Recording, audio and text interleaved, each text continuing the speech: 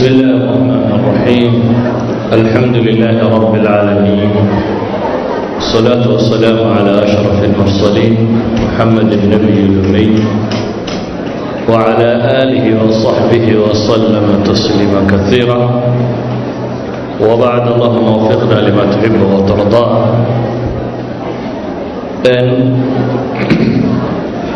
waxaynu hore uga soo warannay taariikh ka mida ummaddii tataarka la odhan jiray ama mongolianiska, labadaba taariikhyahanadu aynu nidhi way ku magacaabaan. waxaynu soo sheegnay wakhtigii ay soo baxeen ilaa la soo gaadho 622 hijiriyada. waxaynu soo tilmaamnay inay qabsadeen markaasi qaybo badan oo dunida ka mid ah. caalamulislaami waxaynu sheegnay dowladdii ballaadhnayd ee khawarzimiyiinta la odhan jiray, ee dowla alkhawarzimiya, inay tirtireen boqorkeedii hore firdhad inuu ugu dhintay jasiirad yar. inankii uu dhalee boqorkaayee marka labaad isku dayeyna isna firdhadkii inuu wadiga sind ka tallaabay oo uu xagga iyo indiya oo dowlad yaro islaamiya oo kale ka jirtay uu u gudbay. iyo jinkis khan ninkii la odhan jiray ee boqorka u ahaa bershiya, oo diyaarsanaya bulshadii ama dadkii uu maamulayay. haddaynu maanta halkaa ka sii bilowno, iyo magaalooyinkii waaweynaa ee waddankaasi khawaarzam ay lahayd oo la tirtiray. maalan taarikhyahanadu waxay tilmaamaan magaalada marwa waa merv ayay yidhaahdaan marka afafkan reer galbeedka lagu qorayo. reer galbeedka historianskooda qaar ka mida waxay yidhahdaan waa magaaladii taariikhda u weynayd wakhtigaas. inkastoo aynu odhan karno malaa baqdaad kamay weynayn, haddana waxaynu soo tilmaamnay iyadoo qura 700 milyan dad gaadhay, 700 kun oo qof in lagu dilay. taarikhyahanada qaarkood waxay leeyihiin qaxoontiyadii iyo wixii dambe ku madhay 1 milyan oo kale gaadhayaan. waxaynu soo marnay nisaabuur af carabigana lagu qoro, oo iyadana xawaali 1 milyan lagu dilay. waxaynu soo marnay carri dhan oo la tirtiray. 622 hijiriyada haddaan ka bilaabo, oo aan gebagabeeye qaybta yaree koowaad ee ka hadhay noloshii jinkis khan. waayo jinkis khan wuxuu dhintay 624 hijiriyada. wakhtigaasi waxaa dib u soo noqday ninkii la odhan jiray jalaaladiin ibnu muxamed ibnu khawaarzam shaah, oo aynu nidhi wadiga sind buu ka tallaabay. ayaa wuxuu ogaaday in waxoogaa tataarka weeraradooda ay kala degeen. dabeetana webigii sind buu dib uga soo tallaabay, waxbuu urursaday. karmaan meesha la yidhaahdo oo koonfurta waddankan bakistan la yidhaahdo ah ayuu soo galay. wuxuu u yimi nin la odhan jiray sacdadiin ibnu dakla. sacdadiin waa ninkaynu nidhi khiyaasudiin bay wada dagaalamayeen oo iska soo horjeedeen, oo ah kan jalaaladiinkan walaalkii. sacdadiin ibnu dakla ayuu xilfi la samaystay isagoo ka soo horjeeda walaalkii. waxaan in badan sawirradan ka arki doontaan iyadoo dowlad xoog badani oo tataar la yidhahda ay dunida weerar ku tahay muslimiinta oo iyagu isku mashquula, laba isu haysta iyo mid oo iyagu kala dhammaan laha. jalaaladiin wuxuu soo baxay iyadoo nimay walaalayiin oo khiyaasudiin la yidhaahdo iyo nin la yidhaahdo sacdudiin ibnu dakla ay istilayaan oo laba gruub oo yaryar yihiin. gruubkii walaalkii mooyaane gruubka kalu ku biiray, isna dagaalku xagga ka soo galay. wuu soo socdeen, wuxuu qabsaday galbeedka eeraan. dabeetana waxoogaa ciidana markuu urursaday xaggu tataarka kaga duuli lahaa ayaa xawalkii siyaasiga, yacni weershow xagga siyaasadda ku saabsan baa ku dhacay baynu odhan karnaa siyaasiyiintii muslimiinta wakhtigaa noolay.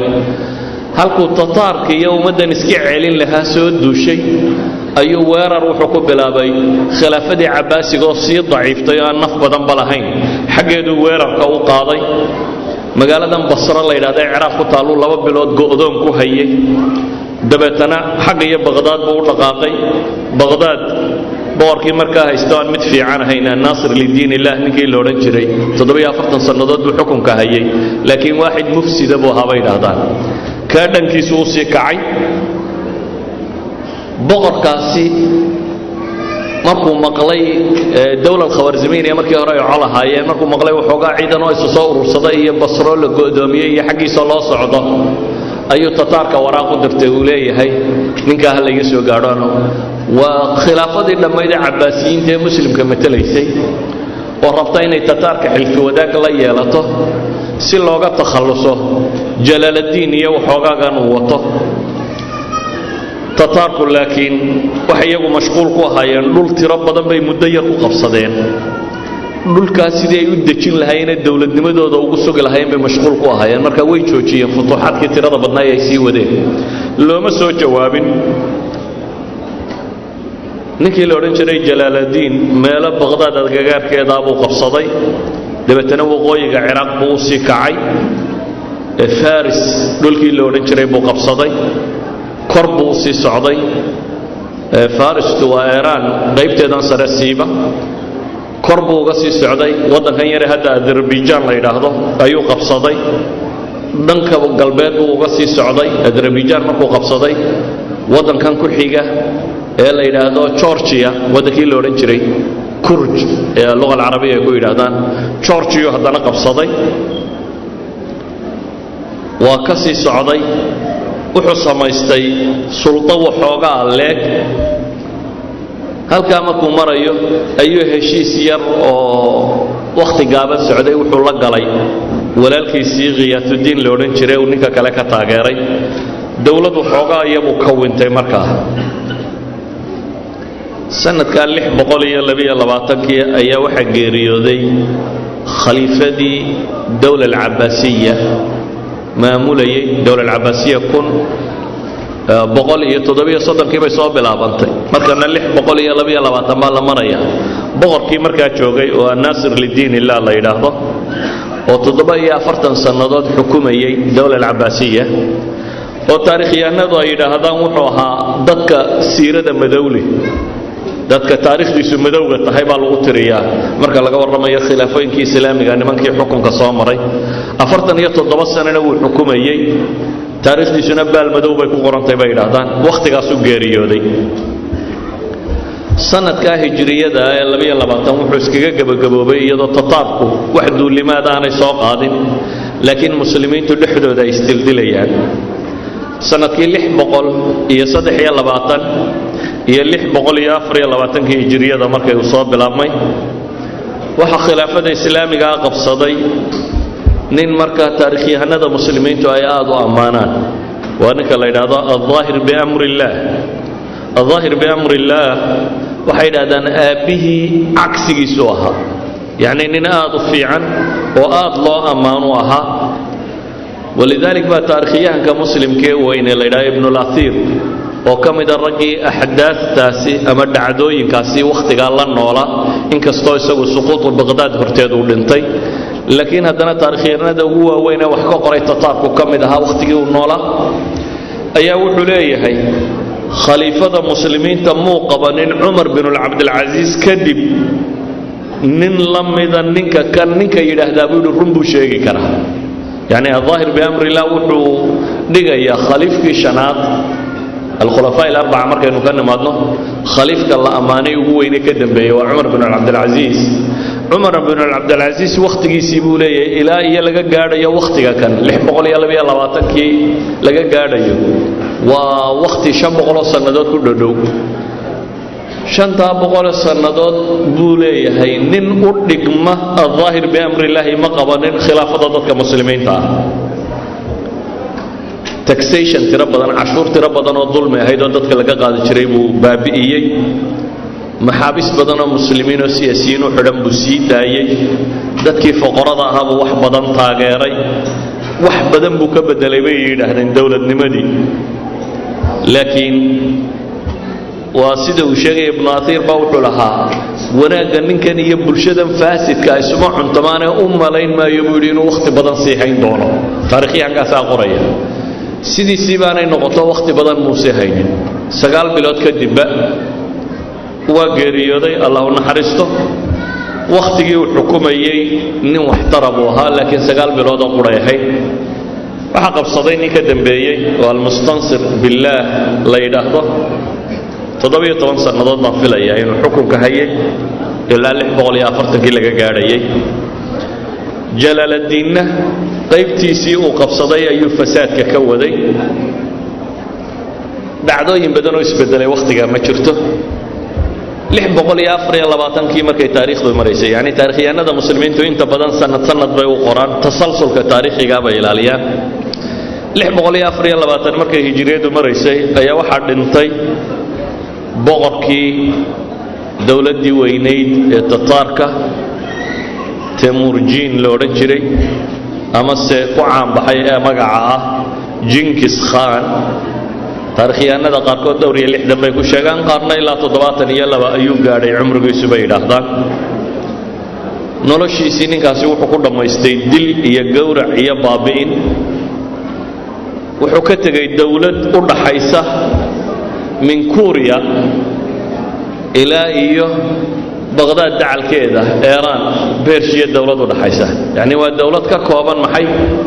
كوريا كسب بلو شينا كحكسي إنديجينا أردن سومر باغستان أفغانستان بيرشيا حاجة سنة وسوكا دولة أبو بلارن بوكتجي وقت قول أنت ووقت ملا هذا اللي جت جوجو سداد بقولي سداد سنة ضد ملاها يعني يمكن حين مرينا تاريخها كنا في بقولي يلا بيا صدر سنا اللي بقولي أفريقيا الله واتكيبود يعني سداد قرن كهر وقت اللي جت جوجو كله دمشق ديني كاسي ودنتي وحي كان سطيبي دادانين الدنيا دو يردك تو حسشو markuu dhintay way aaseen xabaaliya bumbuuni sumay sameeyeen waa la qariyay ila laan lama yaqaan xabaashiisa rasmiga ah meesha ay ku taal taariikhdaasi laga bilaabo 624 kii waqtigu dhintay ilaa intii laga gaadhay 627 kii saddexdaas sanadood waxa la yiraahdaa waxay fatratu hudu waqti deganaanshiya oo aan isbedel badan dhicin marka la eegayo dhanka muslimiin marka la eegayo tataarka iyo weeraradii ay hayeen laakiin xagga muslimiinta markaynu eegno fitankii iyaga dhexdooda yaalay sidii bay u karayeen dawladdii wadanka dhanka qabsatay ee madaxdii ka dhimatay ee waxoogaa khalkhalkii ku soo biiray may dhankeeda eegin ee ninba ninkii ay ishayeen xaggiyan joogay ayuu eegay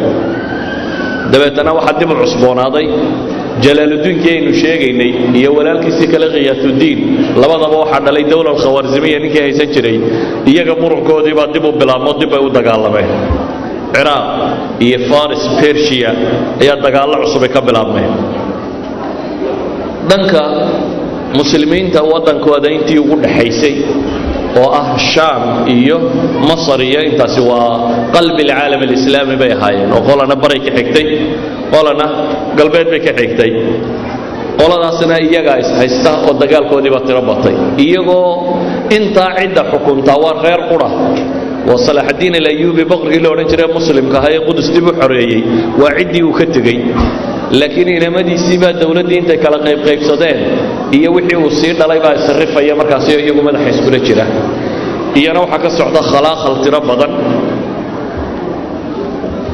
لحب غليا اللي حيل باطنه مركز هاي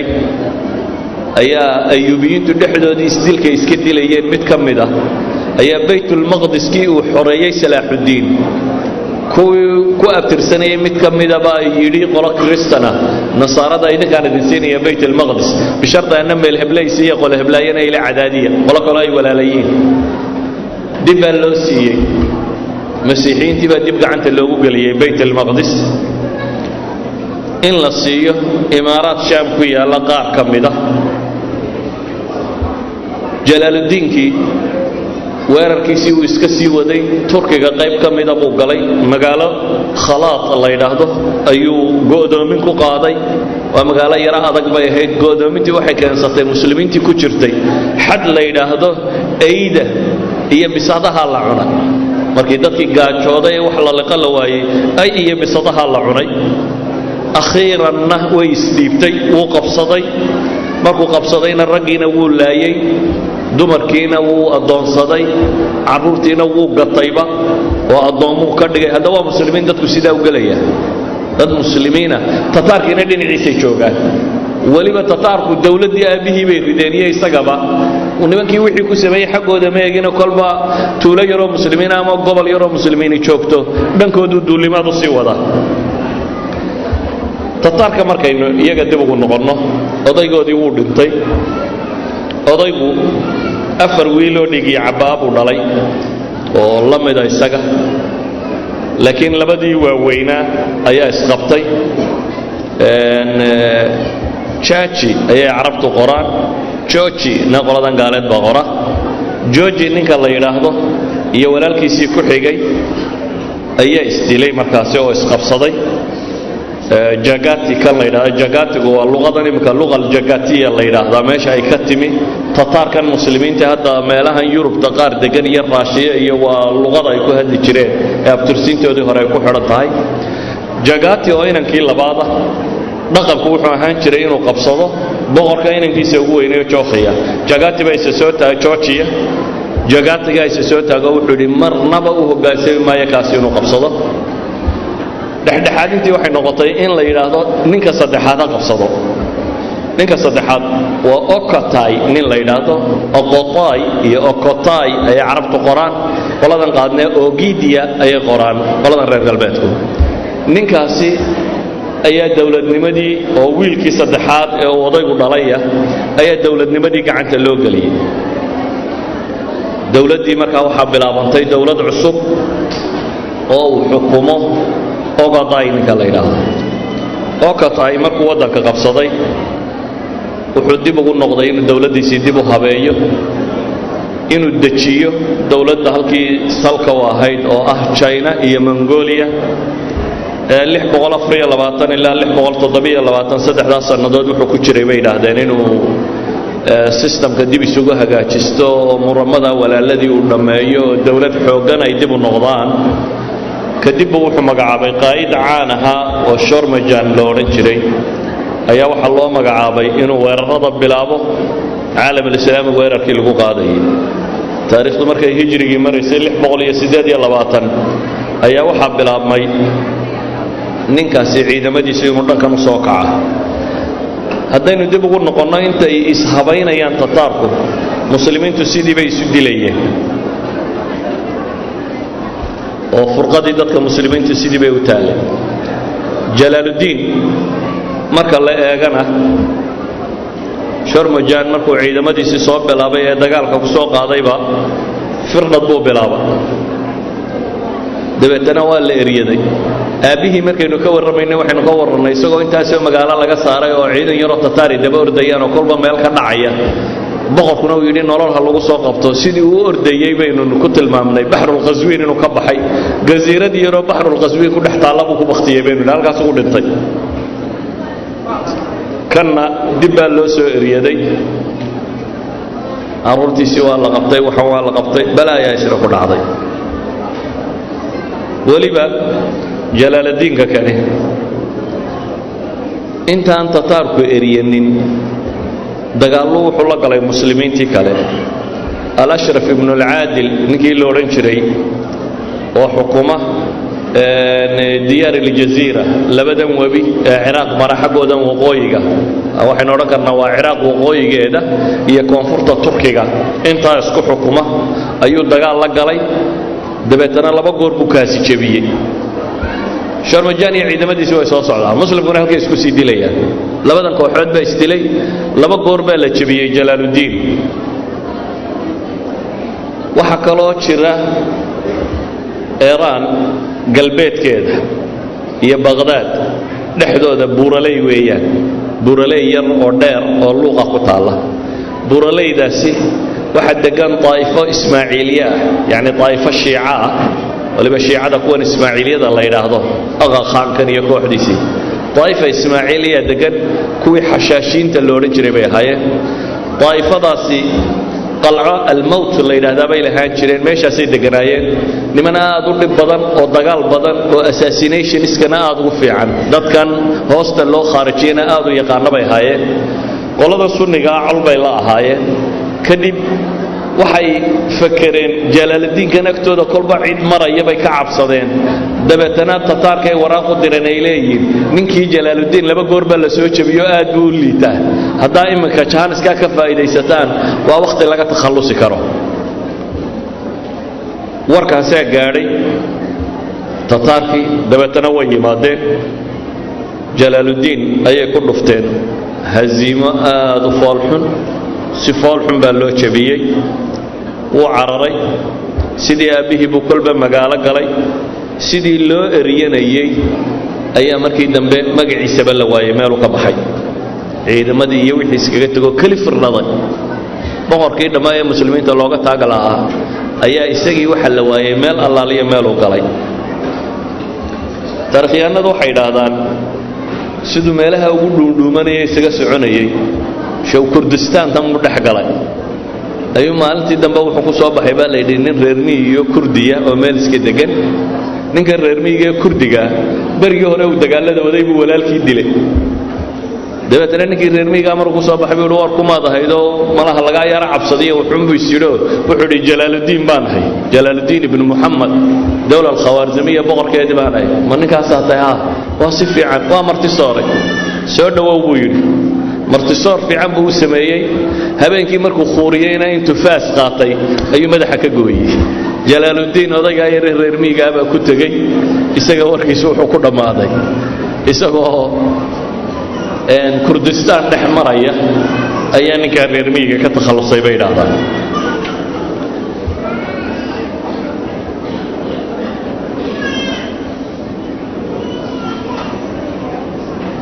waxay idhaahdaan tataarku dagaalkii bay soo bilaabeen maadaama khawaarzam ninka qura ku hadhay uu kan ahaa kana ciidankiisii ay soo jabiyeen magaalay baaqigii u soo galeen si fiican bay dadkii u jabiyeen si fiican bay wax u laayeen taarikhyahanadu waxay sheegaan waxyaabo runtii aanad rumaysan karaynin maalan ibnulatiir kitaabkiisa taariikhda markuu soo naqlinayo siday tataarku ula dhaqmeen dadkii muslimiinta ee meelaha joogay waa waxaanad imaka rumaysan karaynin wuxuu qorayaa nin qura ku soo baxa 17 muslimiina dabeetana fadhfadhiista buu yidhaahdaa waa loo fadhfadhiistaa madaxu ka gura wuxuu qorayaa ibnulatiir waxyaabaha qosol kale uu qoraya waxaa ka mid ah tataarkii layntii badnaaya ay dadka laynayeen dadku markay naftu isugu timaado laa wallah laa billaah laa taqtulnii laa billaahi laa taqtulnii bay dadku odhanayeen maya ilaah baan kugu dhaariya haydilin wuxuu leeyahay tataarkii waxay isaga qaateen eray lagu cayaaro markay kaftamayaan laa wallah laa billaah laa taqtulnii bay odhan jireen buu leeyahay askarta tataarku yacnii erayada laysku madadaaliyo waxaa ka mid ahaa bay leeyihiin laa billaahi laa taqtulnii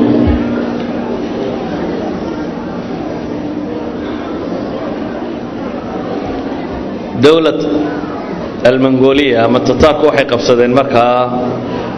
wixii dowlado muslimiin ah oo dhowr iyo toban aynu odhan karno dhul maanta ilaa 12 waddan oo maanta jira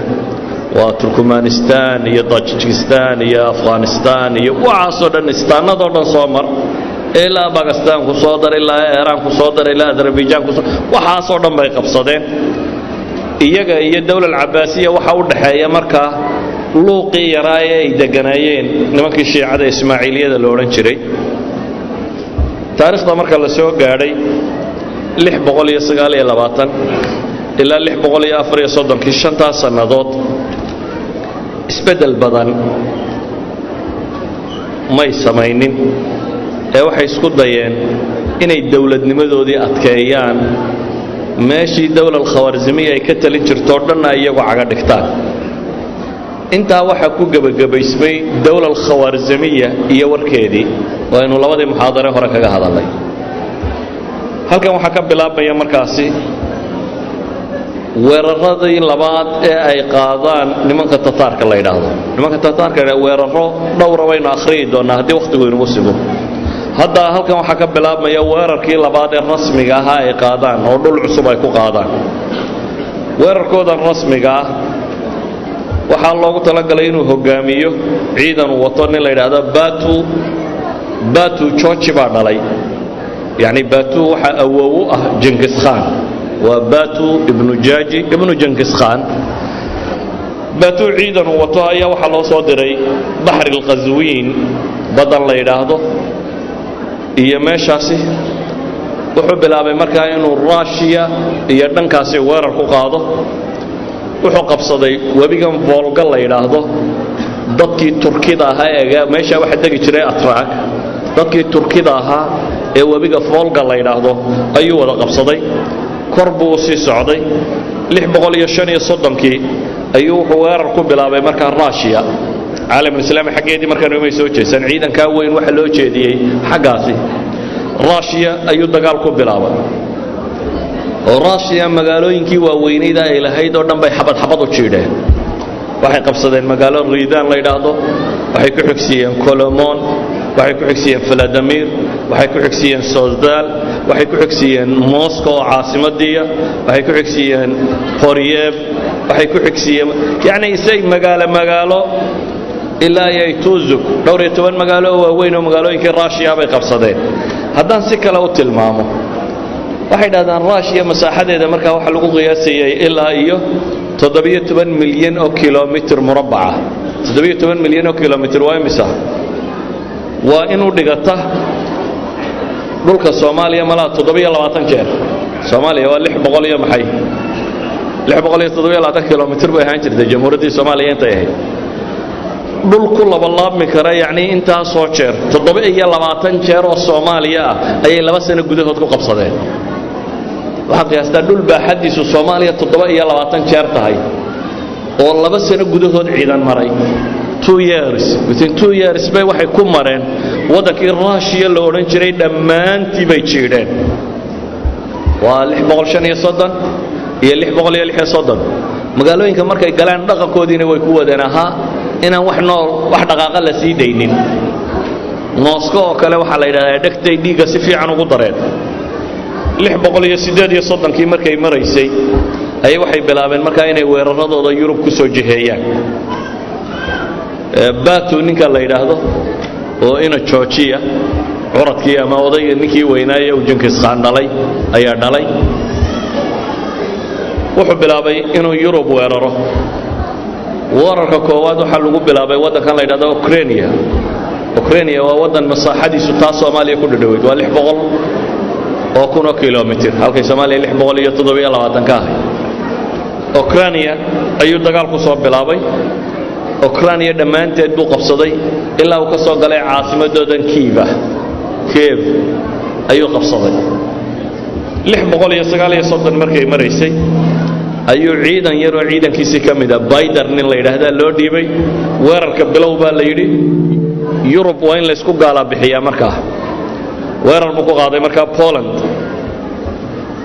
Polandiiska markii weerarka lagu soo qaaday ay Polandiisku waxay bariyeen Jarmalku inuu caawiyo. boqorkoodii Henry Duck uu ka talin jiray Germany ayaa soo kaalmeeyay. Poland iyo Jarmalku oo iswata ciidan ay wataan bay dagaalka ku soo galeen. Tataarkii baa la kulmay. si fudud ayaa iyagana looga takhalusay. Polandna way qabsadeen. Poland markay marayaan ayay hoos u soo dhaadhaceen. dabeetana Majar Hungary wadankan la yiraahdo ayay weerarka ku soo bilaabeen. Hungaryna si fudud bay uga takhaluseen. dhammaanteed ayayna gacanta ku dhigeen. waa laga sii socday. Slovakia ayaa iyana cagta la mariyay. waxaad moodaa Slovakia markay ka soo baxeen horay u socdeen. Croatia ay cagta mariyeen ilaa ay ka gaadheen badan maxaa la yiraahdaa al-Bahr al-Adriyaati Talyaaniga dhinaciisa badan ku taala ilaa ay halka ay ka soo gaadheen. qiyaas ninka Russia ka soo bilaabay ee Russia oo dhan qabsaday ee haddana Yurubtii bari ka soo bilaabay ee Poland iyo Ukraine iyo Hungary iyo Slovakia dhulkaas oo dhan soo qabsaday ee jooga Talyaaniga dhinaciisa. waxa ka dhiman Yurub markaasi afartii dawladood ee waaweyn u baahaday oo waqtiga ahaa maxay Namsa, Austria iyo Almaaniya, Faransiiska, Talyaaniga iyo Britaniya intaas ka hadhay. inta kale cagtay soo mariyeen. halka marka la marayo waxa ka dhacay wadankoodii isbedel. oo giidiya boqorkii la oran jiray baa isna dhintay ee ina Genghis Khan ahaa. lowlaa bay yidhaahdaan taarikhyahanadu aan geerida ogiid iyo dhicin yurubta galbeed dhammaanteed iyana waxay ku jiri lahayd bay leeyihiin gacanta tataarka idima celiseen laakiin markii yurubta galbari ay gacanta ku dhigeen oo halkaa ciidanku marayo ayaa waxaa dhintay boqorkii ka talinaya waddanka meesha tanna ninka maraya ee dhulkan furtay ee ciidanka haystaa waa ina jooji waxaa muran ka dhaxeeya joojiyada waataynu nidhi aabbihii baa lahaa boqortooyada laakiin walaalkiisii ka yaraa ninka aabbihii walaalkiisii ka yaraa oo jagtay la yidhaahdo maadaama ay ishayeen boqortooyadii waxaa la siiyey ninkii saddexaad waxa markaa xilfi wadaag yara ah oo giid iyagan la siiyey iyo jagtay oo inankii labaad ee uu dhalay boqorku labadaasaa xilfi wadaaga qolada tan iyo kii ugu yaraa ee uu dhalo Genghis Khan oo Tolu ay carabtu qoraan Toliu ay qoladan galbeedkuna qoraan ka yar oo aan ninkii askarta ugu badan dhaxlay yani dhaqankoodu wuxuu ahaa wiilka yar boqortooyada dhaxalkeeda waxba kuma leh laakiin waxa loo badiyaa hantida kale marka waxay dhahaan Genghis Khan 129 kun oo ciidan u ka dhintay 100 kun kan yar baa la siiyay bay yiraahdaan 29 kun kala saddexda waaweyn qaybsadeen bay ku tilmaamaan inagaan waxba dawladda iyo murankii ka dhaxeeyay hoos u sii galaynin ninkii la oran jiray Batu oo ina Georgia ama ina Jaaji isaado akhridaba ah oo Yurubta bari markaa gacanta ku haya ilaa Russia waxay kaliftay inuu dib u noqdo oo Karakorum meeshii la oran jiray Qoriqoram carabtuna ay qorto oo ah caasimadii Mongolian iska looga talinayay markaasi dawladda tana inuu dib ugu laabto oo Yurub dib uga baxo marka kan si uu uga qayb galo doorashooyinka iyo loobiga siyaasiga ka socda waddanka ninka madax ka noqon doona dawladda Tataarku marka kan waxay ka talisaa Kuuriya meel ay bari u xigto Polandna galbeed u xigto Poland ilaa Kuuriya baladu qiyaas dhulka isu jira inta xaggan ballaca kana Siberia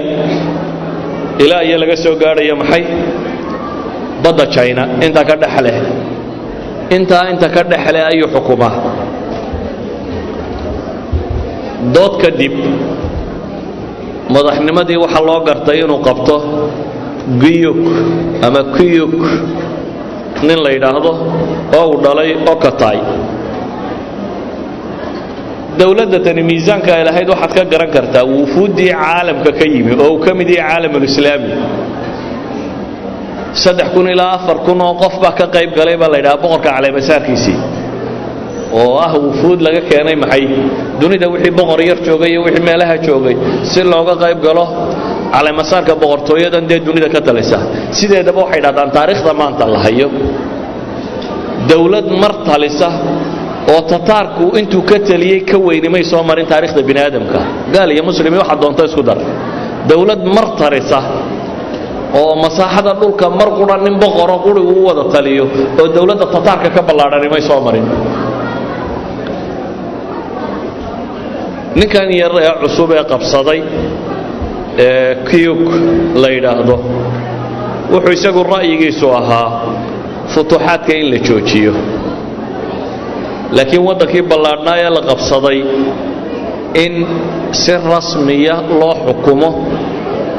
oo qalanqalla iyo rabshado dambe aanay u soo bixi karin oo maamulka loo baahiyo muslimkii bari isaga dhammaantii way liqeen bari wixii muslim xigay waan oran karo waqtiga mala muslimiinta inta ugu badan bay haayeen iyaga dhammaantood way liqeen bartamihii muslimka intii ku noolayd oo ah marka Ciraaq ilaa Masar inta ka dhaxla ah iyana qalanqal tiro badan baa ka jira oo dawlad Ayyubiya iyo Cabbaasiya iyo wixii dhex socday qalanqal tiro badan baa ka jira galbeedka muslimiinta marka la eego iyana waxaa duntay dawladii dawlad muwaxidiin loo oran jiray saadaradeed iyana muran kale ayaa ka jira oo marka loo eego Liibiya iyo Algeria iyo Morocco iyo Jazaa'ir waxaan marka la eego iyagana dawladii ka talinaysay intaas oo dhamay way duntay oo kala daadsantay دولة تتاركو مسلمين ته هي كريستان كابا دباتة يجيستين دول بدنا ويك قادين مع ذلك مسلم كنا يسقى مشغول سكوها كريستان كان تصاهر دينين مسلم كلا ويرابي مشغول كوها يوروب تقلبات وقت قاسي عيدما يورورين يسي وما يورورين إن عيدما داسي إن يفرطان يوروب تبريا لقبصدي أما التتار كي نفط يسوق كيانين ليسكع عليه وحي يورورين يين إن أيدول كلام مسلمين تكقادان يبنا وأي وير سوق هذا يوروب مركا دجال بيو ديار جرودة مسلمين تلقوا قاضه سيبا وطن كان شام لا يلاحظه هي مصر تطار كلفتيسي waxay dhex galeen bulshadii ay la noolaayeen siiba dumar badan bay guursadeen oo dumarkii cadcadaaya kristanka ah maadaama muslimiintu dumarkoodu aan loo ogolayn inay guursadaan gaaladu dhanka kale kristiyaantigu waxay ka faa'iideeyeen xididnimadii ay la xididayeen nimankii tataarka ay dhayarka ahaa dabeetana dumar badan bay ka guursadeen guryihii boqortooyada dumar masiixiya tagay soo dhaweyn badan bay ka heleen dhankaasi qaado ka mid ah qaadadii Mongoolka laftoodu Christianity-ga ay qaateen 640 markay taariikhdu maraysay waxaa dhintay isagana boqorkii ka talinayay dawladda Cabbaasiya al-Musta'sim billah al-Mustansir billah ayaa dhintay kadib waxaa qabtay inankiisii la oran jiray al-Musta'sim billah خلافة المسلمين تنكا قبطي وحاها بيدا أنكو عام بحي قرآن كآخرين تيس وحاها بيدا أن علمك التفسير كي يفقه أنه واحد دورة كي يقانا أعماش الخير كأننا أدو في عمبوها لكن واحد أن علت بولها وحاها يستبيد أن غفلة عن السياسة نو ولا دوم بوها ولا نمدي سكوفي عن قرآن أخرس كيسا يا ورد كيسا يا عبادة كيسا لكن ما أهين بيلين سياسي محنكة ووقتك كان ووقت الشدة ووقت الدجال ووقت أباهن نن تجربة سياسية في عنله مكان وداد عبادة كفي عن بوها بيلين لكن ما أهين هبيرات خبرة سياسية في عن لله ولبا ما أهين بيد هذا نكلا يقانا رجع سيد الله دورته يحاشيد ووضريه سيد أوجد دداد الليته أيو كدكتي وزير الأول كيسوحها نن شيعة أبو كدكتي وفي عينين حاشيات ليدتا يصور الصدي وحيد هذان مو نقنن رجل الموقف أما وقت قدبت تاجد إنك يومتك صار لها مو نقنن دولتي تتاركنا وحنا وقتها كان كيوكو مركو قبصدي اللي بقول سقالي صدم كي إلى يلي بقول يلي أفرتك تضبصن وهي في ليا لبصن من 6 سنة حاس كي سما كده ما قبطي تضبط الصنادات وحودنا عصب ما يفرنين يعني منقول ينسكو دجال عصب وودنا ما يقادن waxay isku dayeen inay wadanadii ay qabsadeen inay hagaajisan karaan ama ilaashan karaan reer galbeedku waqtigaas iyaguna waxay isku dayeen inay ka faa'iideystaan siiba waxay u arkayeen colaad iyaga iyo muslimka u dhaxeeya inay colaad rasmiyo oo aan gaboobaynin oo soconaysa ay tahay laakiin nimankani maadaama ay aqeedo iyo diin cusub wadin waliba waxa taariikhyahanada qaarkood ay tilmaamaan Mongolianisku ama Tatar diimaha aad uma faragelin jirin ama may nacbayn لكن قانون ياسق لا يراهدو الياسق bay carabtu qortaa ama alyaasi laakiin yaasa bay ku kala qoraan qaanuun la yiraahdo bay lahaayeen qaanuunkaasi qasab oo ha qaanuunka dawladda sidan cilmaaniyiinta oo kale diinta doonaysa ku cibaadayso laakiin qaanuunka dawladdu inuu qasab yahay nidaamka islaamiga ee waqtiga jirana waxaan naqaanaa islaamku aqeedo iyo shariico iyo qaanuun kala baxsan ma jiro laakiin diimaha ay kala baxsan yihiin way ku hoos noolaan karayeen waayo inuu kaniisad la dhistay in masaajid la dhistay waxaasi wax weyn kama ahayn bal taariikhyahanada qaarkood baa waxay yiraahdaan 16 gobol ee ay sameeyeen Tataarku magacyada islaamiga ragga watay wax maamulaya 9 bay ahaayeen 9 ay u dhiibeen provinceski kuwa kalena Chinese bay u badnaayeen bay yiraahdaan waayo Mongolian isku niman reer miyiga oo dagaalyahanna bay ahaayeen laakiin rag maamul yaqaan ma ahayn sadaradeed meelaha ay qabsadaan meelaha qaar kood markay maamul iyo idaarad timaado cid maamul yaqaan ay daydayan jireen oo inay u dhiibaan iyagu se waxay ahaayeen niman fardaha leedo ku fuula oo faras golan golay wata oo dagaalkoodu surca yaani dhulka la yiraahdo way isaga jareen meelo malaa'imka gaadhiguba uu dirqa ku jaraa la yiraahdaa maalmo yar bay u kala gudbi jireen meel aan laba ogeyn inay waaga ugu bari jireen iyagoo dhowr kun ama 10 kun oo askari oo faras fuushan xataa waxa la tilmaamaa taariikhiyahanadu fardahooda kooro caan kuma ahayn la dafuul bay ku wadan jireen marka niman aad u fudud oo dheereeya bay ahaan jireen waqtiga deganaanshihu jiray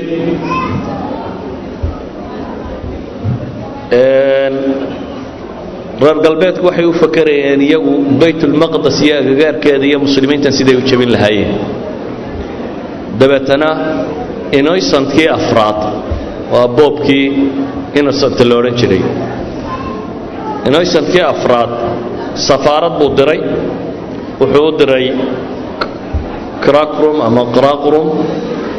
meeshii looga talinayay Mongolianiska wuxuu leeyahay waxaan idinka codsanayaa dawladda Mongoolka iyo boobka iyo Yurubta galbeed ee Catholic ahi inaynu weerar wada jira ku qaadno dadka muslimiinta ah siiba Masar iyo Shaam weerar wada jira inaynu ku qaadnaan idinka codsanaya waxaan kaloo ka codsanayaa buu inaad diinta masiixiga qaadato boqortooyadii baa waraaqdii u timi kiyok wuxuu aad uga xanaaqay boqorkii boqorrada dunida ka talinay in la yiraahdo diin soo galbaa cadh ku keentay sadaradeed wixii uu soo qoro dhan wuu diiday wuxuu yidhi adiga waraaqdu uu soo qoray uu leeyahay adiga iyo boqorrada Yurubba inta hadhay waxaan idinka rabaa idinkoo daaca oo adeecaya oo iyo hoggaansan inaad timaadaan dhammaantiin waraaqa buu qoray Innocent-kii afraad boobka kani hadaf buu lahaa muu ka quusanin wali ee quwaadii ka sokaysay gaar ahaan Bershiya qaa'idkii joogay ee ka mid ahaa nimankan Mongolianiska Bijo nin la yiraahdo oo marka Bershiya iyo inta tan qaa'idkoodii maamulayay ayuu haddana safaaro kale u diray isagoo leh waa 645kii codsigii mar labaad u diraya Tabriz magaalo la yiraahdo Tiflis bay qoran qoladan reer galbeedku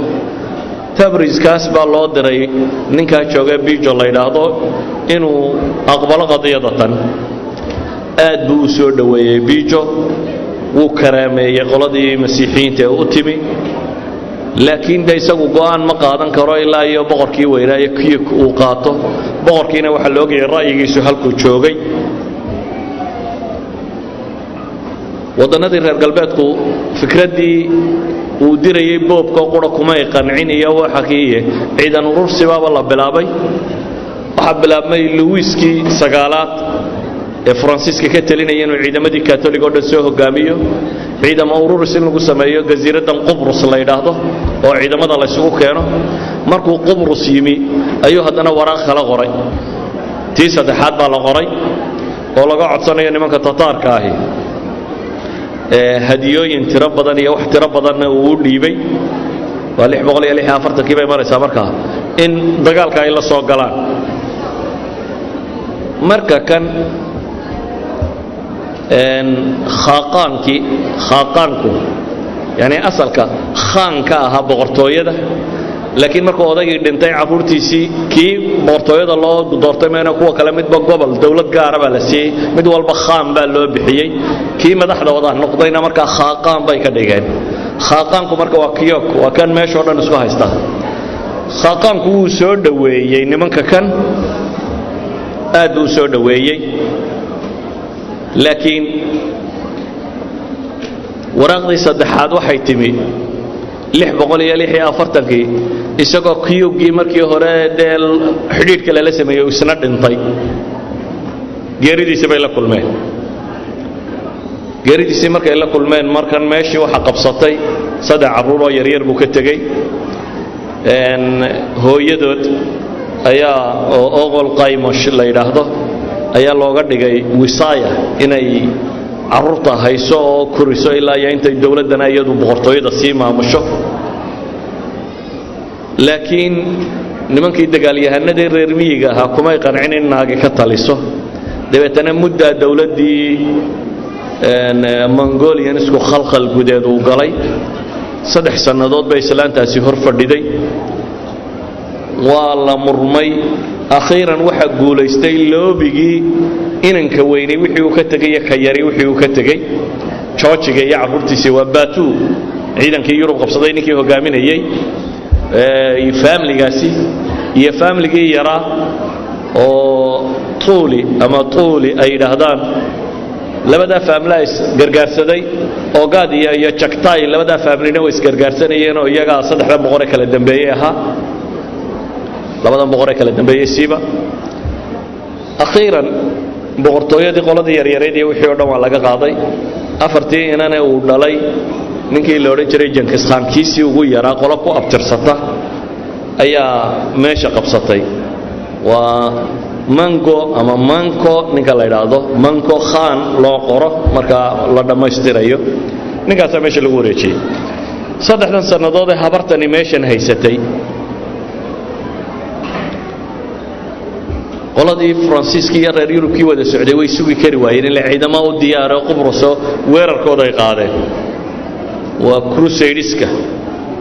weerarkii toddobaad ee taariikhyahanadu ka waramaan ay qaadaan ee macruufka ahaa Masar bay ku soo qaadeen ka Salih al-Ayyub ninkii la oran jiray markuu Masar haystay halkay dawlad Mamalik ka soo bilaabay doonto boqorkii muslimiinta markaa meesha tan haystay wuu xanuunsanayay isagoo xanuunsanay yiri igaya frontka la keenay meesha dagaalku intuu soconayay 3 maalmood ku dagaalku socday meelahaas uu geeriyooday shajaratu dur gabadh la yiraahdo uu qabay ayaa qarisay yaan la sheegin baa la yiri boqorku waa ciidamada niyad jabaya islaan iyo dhowrkii janana ciidankaba u tashaday waxay yiraahdeen boqorku inuu dhintay aan qarino inanku dhalay Tooran Shaam buu ku maqayo meelo Shaama buu haysta inankaana hal loo yeedhay dhahay dagaalkuna hal socdo boqorkiina waa caafimaad qaba oo aan dadka ku niraano muslimka dagaalkii sidii buu ku socday dagaalkii wuxuu socdaba Louis-kii sagaalaad isaga nolol lagu qabtay markii dambe boqorkii Faransiiska isaga la qabtay Louis-kii sagaalaad oo maxbuusnimo loo qabtay Crusadeska dagaalkoodina waa la jabiyay Tooran Shaahna wuu yimi isna wuu dhintay shajaratu dur ayaa meesha qabsatay askarigii janankii ugu weynaa ciidamada Izzuddin Aybak la yiraahdo bay guursatay dadkii way ka dhaadhici weyday boqortooyadeedii ninkan bay guursatay ninkii baa أخيراً إنك يبا يمين إنك يبا لسقبتي ويكت خلصين دولة المماليك قد مقشام وهالك كبل عبنتي مركا عز الدين أيبك يقول تنوالك كبل عبنتي وما تجدنا إنه تاريخ ذاك ورنا لكن وحين وجدنا إنه تلمامنا إن مصر فرانسيسكي يدر القلبيت كيس وتمركي أي سو وررين أنت أي سكون مشغول كهاي أنت تعرف يعني جواب سؤال لين أي لقى تخلصي وحصاب حي مركا الدولة عصب oo tataarku uu leeyahay waxa loo magacaabay ninka la yiraahdo Manko Khan caalamul islaami markii ay qabsadeen masaaridii markii ay guuleysteen ismay daynin ee ayuubiyiintii kale Shaam haysatay isdileen iyagu muslimiintu sidii bay mashquul isugu yihiin xagan kristiyaanada dagaalka kaga socda Crusadeski xagana tataarka kaga socda dhexdoodana la isma tusayo oo wali sidii bay isu dilayaan markii Faransiiskii laga takhalusay baa waxa bilaabmay dagaaladii sokeeye ee ka dhaxeeyay Shaam iyo Masar labadaba caa'ilo qura wada haysata oo dawlad Ayyubiya baa ka wada jirta halkan waxa bilaabmaya markaa waxay ku tilmaamaan al-ijtiyaax thalith ama weerarkii saddexaad ee ballaadhnaa ee ay soo qaadaan nimanka loo yaqaano Mongolianisku weerarkani wuxuu ku bilaabmayaa iyadoo wixii Ciraaq galbeed ka xiga oo wixii Ciraaq bari ka xiga oo dhan nimanka Tataarka ay haystaan muslimiintii aad loo gumaaday mesela muslimkii Beershiya deganaa dhulkan Iran la yiraahdo waxay 10 ilaa 15 milyan bay ka dileen waqtigaas siday Beershiyanka tiradoodu u yaraatay bay yiraahdaan beershiyaanku dawlad weyn oo macruuf ay dunida ka ahaan jireen dad ahaanna qowmiyaadkii tirada badnaa bay ka mid ahaan jireen laakiin dagaalada tataarka gadaashood bay yidhaahdaan beershiya tiradeedii rasmiga ahayd waxay dibba u soo gaadhay qarnigan aynu hadda noolahay bartamihiisii qarniga 20aad bartamihiisii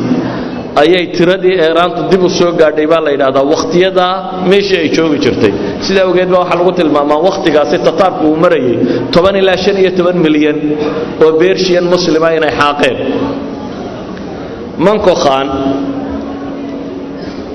manko khan ibnu tuulu ibnu jenkis khan weeyaan isagu inankii ugu yaraa ee jenkis khan baa dhalay marka kan laakiin waa nin 43 jira manko khan waxa kaloo uu kaga disan yahay kuwii hore isaga hooyadii waa kristan waa Nestorian Christians ka kuwa yidhaahdaan alkanisa Nestoriya ayuu ka tirsan yahay hooyadii isagu wuxuu qaatay fikrad tii awowgii qolyihii dhexe loo kaadiyeeyo intaan aynu xajinayo ma qaadanin fikradii jenkis khan ee ahaa dunida calan quri waa inuu ka taagmaa dadna waa inay mongool u noqdaan inta kalena waa inay hoos joogtaa fikradii ahayd buu dib u nooleeyey wuxuu leeyahay waxaa dawladdan ay dhismaysaa qura marka aynu weerarada rasmiga bilowno dawladdu markaa isagu dhaxlay waxay haysataa kuuriya ilaa Poland inta ka dhaxleh waa dawlad ka talisa min kuuriya ilaa Poland ayuu dawlad ka yahay saddex nin ay walaalayihiin ayuu kala diray nin wuxuu ku reebtay caasimadda oo inuu la taliyo u noqdo gobolkan caasimaddu joogana maamulkiisa uu hayo waa ariiqa booqa bay yidhaahdaan booqa ninka la yidhaahdo meesha ku reebay waddanka China iyo Indo-China intaa isku dhanna walaalkiisa kale oo Kabalay ama Qabilay ee carabtu qorto ayaa loo dhiibo la yidhaahdo waa inaad maamushaa walaalkiisa saddexaad halagu la yidhaahdo ama hoolaako carabtu qorto hoolaakana waxaa loo dhiibay dawlad khawarizmiya inta ay ka talin jirtay ama Persia ayaa loo dhiibay waxa la amray inuu weerar qaado markaas uu qabsado maxay dawlad al-Abbasiyya wuxuu bilaabay marka dawladnimadan markan waxa ku soo kordhaya taasiirka masiixiga waayo hoolaaka laftiisu islaanta uu qabaysna waa kristan boqorkii hooyadii waa kristan hoolaakahan caalamul islaami loo soo dirayna isna xaaskiisu waxa weeyaan waa masiixiyad oo waliba daqas khaatuunku halka khaanka laga yidhaahdo ragga dumarkoodana khaatuun la yidhaahdo waa queen iyana daqas habartan la yidhaahdaa waa islaam waliba masiixiyad xaq jirta aad ugu naban bay yidhaahdaan ayay ahayd